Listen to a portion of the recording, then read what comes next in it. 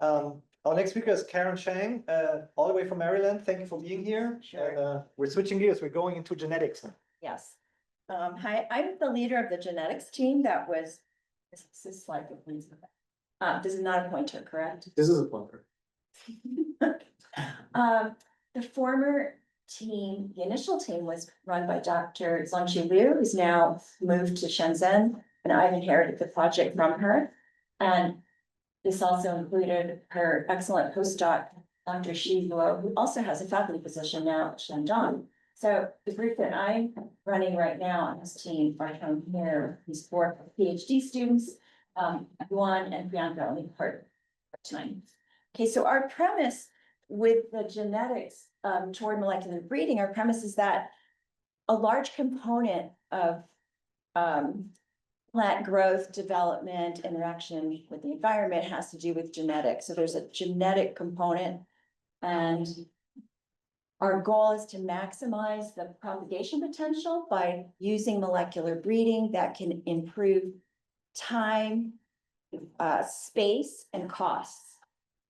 And by molecular breeding, I mean using DNA markers that can speed up the identification of desirable traits. So, for example, if our desired trait is to have additional daughter plants, we are aiming to use DNA markers that can be used early in the identification of plants that will carry that trait. So we can genotype the mother plant when it's a seedling way before we actually see the trait. So that would save a lot of time and in the end, prevent lots of phenotyping through generations to shorten the time to determining if the plant is something we want or not. And by using DNA markers, I just wanted to review that we want to use a DNA marker to track because we can identify DNA early in the plant. And by marker, I would mean we have to have first a gene of interest. So there might be a gene of interest that helps the plant develop runners or develop daughter plants, say during chilling. And we are looking for variants of that gene that are connected to the trait of interest. So variant would be what I'm calling a DNA variant, could be an insertion or deletion. So this top strand would, let's say that's the normal sequence. And here I'm showing an insertion. So an indel is an insertion or deletion. And if it's not a multiple of 3, it would cause a frame shift. So all the amino acids in that protein product would be the wrong ones. And so you have basically an absence of that gene product. So that means there's something defective here that could lead to the trait. We also are interested in single nucleotide polymorphisms, which are a single nucleotide change, and that would change the amino acid. There's going to be millions of those, so we're focusing on ones that would create a stop codon so that you wouldn't have the protein product.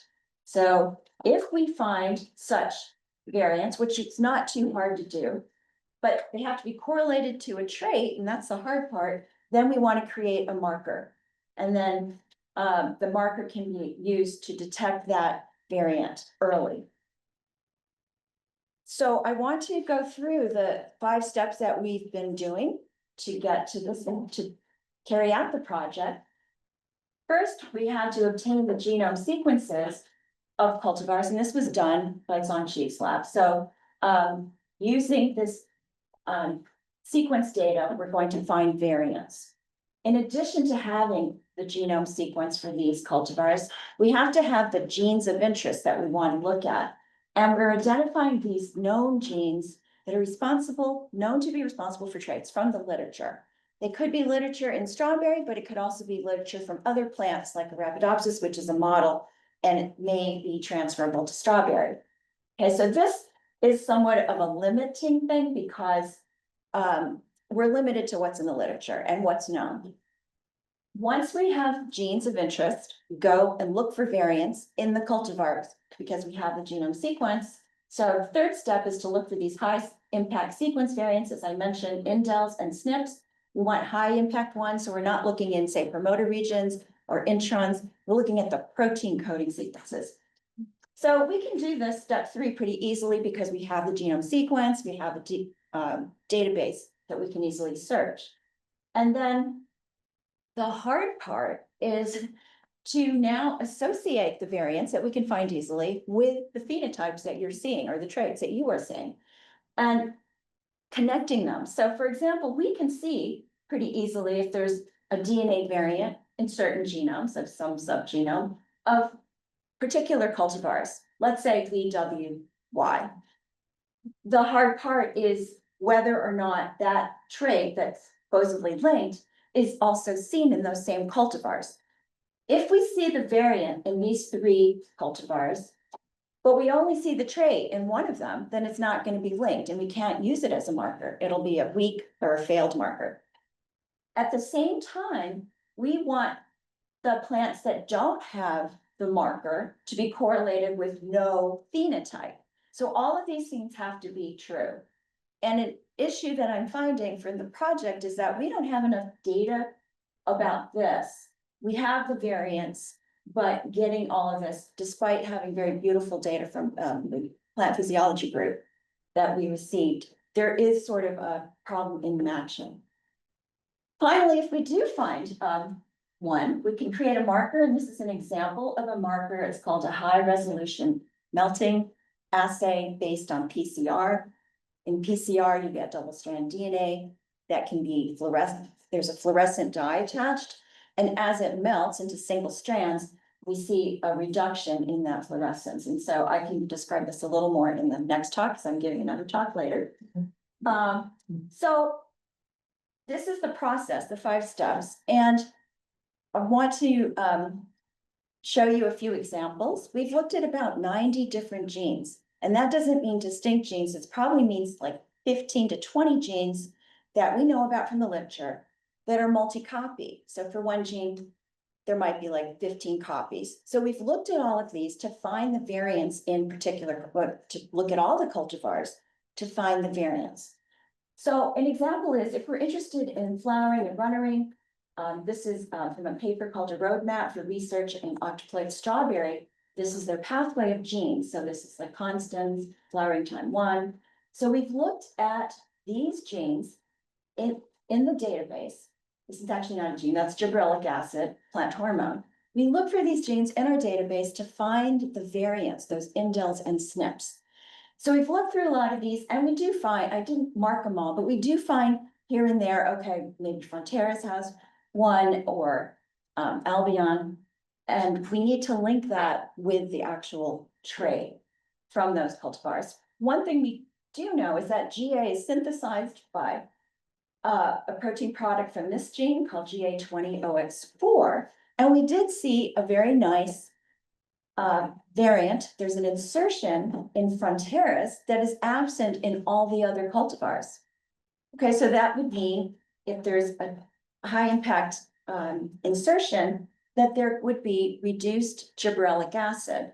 And we also know from the literature that the gibberellic acid is involved in developing runners. And in collaboration with Mark's lab and Ibrahim found that in fact, Fronteras has fewer runners, fewer and shorter. Whereas Monterey, which doesn't have the high impact indel, you have, I guess, normal runnering under this particular environmental condition. Another example, we're going to the literature, is this. There was a study from 2019 where they looked at all the genes expressed in the non-dormant buds and compared those genes to the genes expressed in dormant buds. And they came up with lots of gene changes, and lots of the changes were involved in plant hormones, as shown here, particularly auxin and cytokinin. And they found that more auxin would lead to dormant bud if there's more auxin than cytokinin, and the opposite, more cytokinin leads to a non-dormant bud. So we felt looking at auxin biosynthesis, signaling, transport, and cytokinin signaling, biosynthesis, signaling, transport would be of interest. This is what Christine looked at. So here's the pathways where we know the genes again, and she looked at all of these genes in our database for variants, and she identified a few variants. So for example, AHP1 is involved in signaling for cytokinin. So if you have a loss of that signaling component, you're going to have a loss of the cytokinin response, which means you would have more dormant. Okay, so these are just like sort of hit or miss, whether we find them or not. And an issue is then, do we know anything about the phenotypes of these cultivars and if they would fit with what we predict? Another example is infection by powdery mildew. Christina looked at the paper by Gerald, and we know that powdery mildew is a problem. And I have a colleague at Maryland that studies powdery mildew in Arabidopsis, and they identified that the MLO gene is necessary for promoting that infection. And they also know that if you have the fungus, but you don't have an MLO gene in Arabidopsis, then you don't get the powdery mildew infection and the plant looks normal and is fine. So we were looking at the MLO genes as well. Oh, I don't know if this is correct. This is maybe Gerald and Samantha's work. So Christina looked at one of the papers and said this was the order in which you have resistant and then least resistant. And she looked at the MLO genes. There are actually 20 in strawberry, and she saw they have what we call the normal sequence, except Monterey has a high impact variant in MLO 12, which means that this would be more susceptible in theory than say Portola and Fronteras. That variant was not found in the other genomes. In addition, she found that Fronteras, which is the most resistant, hopefully is that correct? Okay, has a high impact variant in MLO8. So perhaps MLO8 plays a larger role, or there are other factors, but no other MLOs were affected. But in addition to trying to find high impact variants, we could, with CRISPR gene editing, go in and actually edit these MLO genes to create more resistance, because we just heard this morning how much effort goes into preventative care. And this would be, by knocking out the MLOs, that would be like a really easy preventative thing where maybe the humidity and environment is not such a big factor. So the take-home thing about the project is that, again, we're trying to find the variants that are linked to traits to create the DNA markers. We start with information on the known gene from the literature. This is a little bit limiting because there's not a ton of literature out there for strawberry genes. We then use the sequence database. Once we have some genes of interest, as I showed you, we then try to identify the cultivars that have the variants of the gene. That's easy because we can go to our database.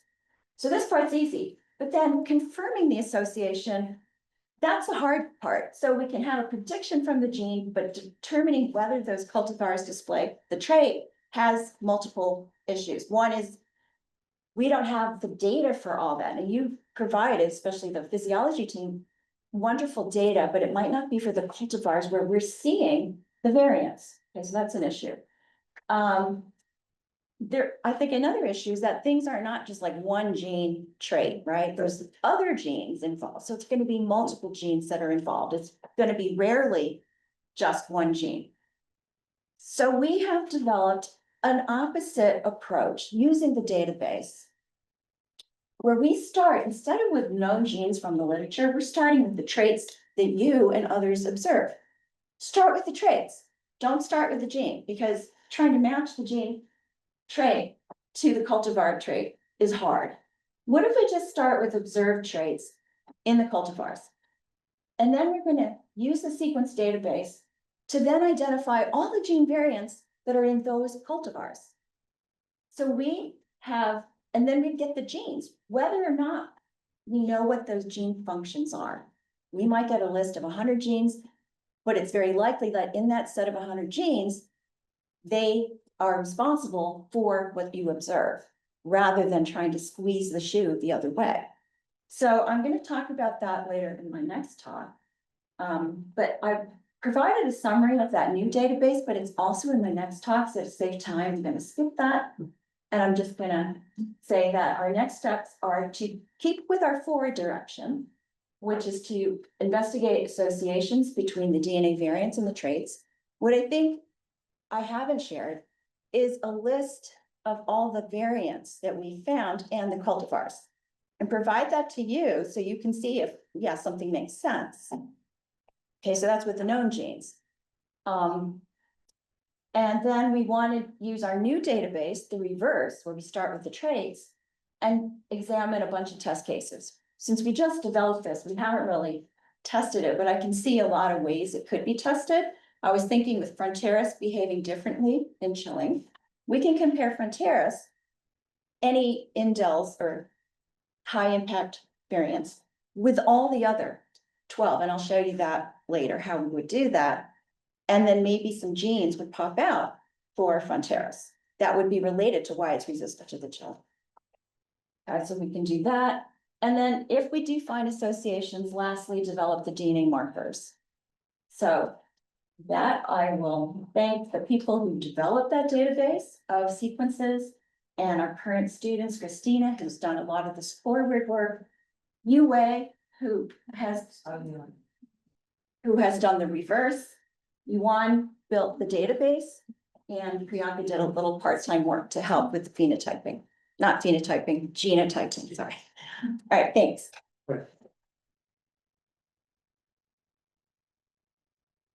Yes, thanks. Yeah, just had a quick question on the HRN that you showed. So are you just using primers that have like a DNA sequence that you're suspecting and then use the HRN to confirm it?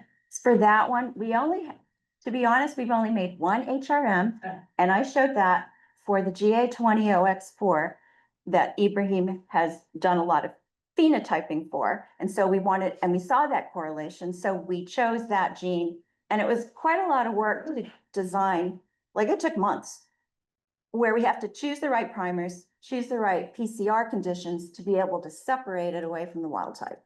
Yeah, so it was a particular gene that we already saw the correlation for. Thanks. Yeah. On the powdery mildew, was there, you said that for MLO 8 and 12, you Yeah. noticed Mare and Fronteras, those being knocked out. Is the converse true for, say, Royal Royce? Are those Nothing. present? They're all present.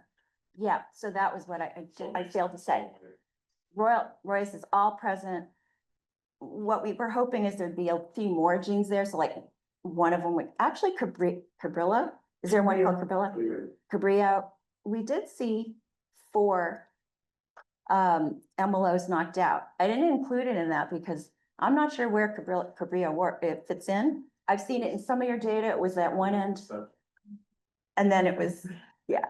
We have looked at it. Yeah, we have. I saw that you had looked at it, I'm not sure exactly where it goes, but, It just got. okay.